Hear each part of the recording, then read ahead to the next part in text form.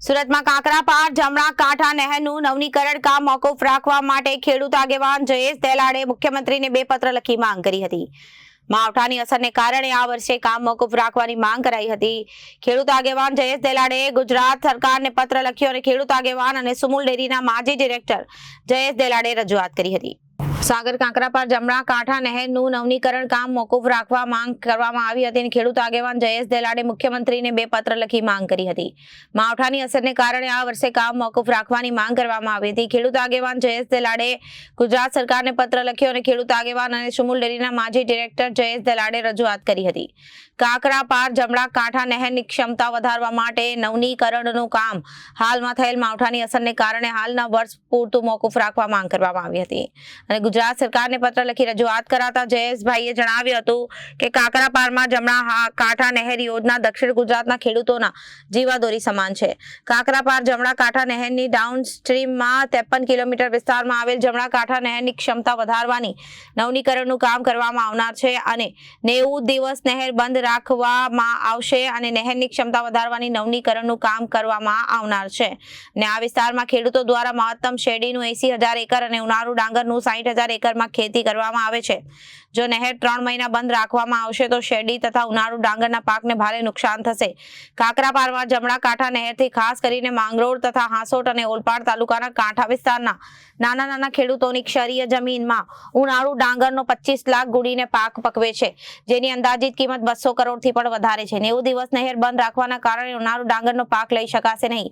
શેરડીના ઉત્પાદનમાં પણ નોંધપાત્ર ઘટાડો નોંધાશે અને આ કારણે ખેડૂતોને માલિકીના ખાંડ સરકારી મંડળીઓના પુરવઠા અને પાકનો પુરવઠો ઓછો મળશે, જેના કારણે મંડળીઓની આવકમાં નોંધપાત્ર ઘટાડો થશે।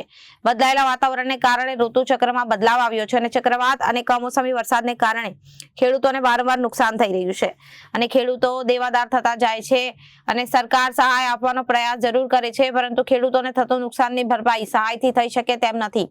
ખેડૂત વધુને વધુ દેવામાં ડૂબતો જાય છે।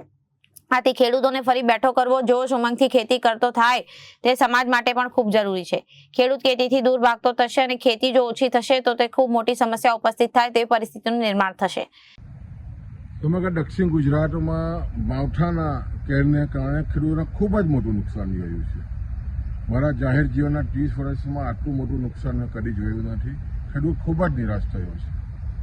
એવા સમયે રાજ્ય સરકાર પાકનું સર્વે ચાલી રહ્યું છે, ચોક્કસ ખેડૂતોને મદદ મળવાની છે, પણ સાથે સાથે દક્ષિણ ગુજરાતમાં ઉકાઈ જળાશય અને કાંકરાપાર જળાશયને કારણે વિપુલ પ્રમાણમાં પિયત વ્યવસ્થા છે। આ વર્ષે કાંકરાપાર જમણા કાંઠા નહેર 90 દિવસ જે સ્ટ્રક્ચરો ખૂબ જ જૂના છે એને કારણે રિપેરિંગ કરવા જઈ રહ્યા છે। ખેડૂતોની આવી સ્થિતિમાં ફર્સ્ટ અમારી પણ માંગણી છે કે આ વર્ષ પૂરતું આ જે રિપેરિંગ છે મોકૂફ રાખવું જોઈએ અને ખેડૂતોને ખૂબ જ મોટું નુકસાન થયું છે અને ખૂબ જ ખેડૂતો નિરાશ છે અને ખાસ કરીને દક્ષિણ ગુજરાતમાં જ્યારે ઉનાળુ ડાંગરનો સવિશેષ પાક થવાનો હોય ત્યારે 90 દિવસ નહેર બંધ રાખવી પણ હિતાવહ નથી। આવા સમયને કારણે, આવા માવઠાને કારણે ખેડૂતોને કમર ભાગી નાખી છે, ત્યારે આવનાર દિવસોમાં ખાસ કરીને 90 દિવસ નહેર આ વર્ષે બંધ રહે એના અનુસંધાનમાં માનનીય મુખ્યમંત્રીશ્રીને અને ખાસ કરીને પાણી પુરવઠા મંત્રીશ્રીને અમે પત્ર લખીને 90 દિવસ માટે નહેર બંધ ન રાખવા માટેની તાકીદ કરી છે। Reporter Arvind Rathod, Janadesh news, Surat.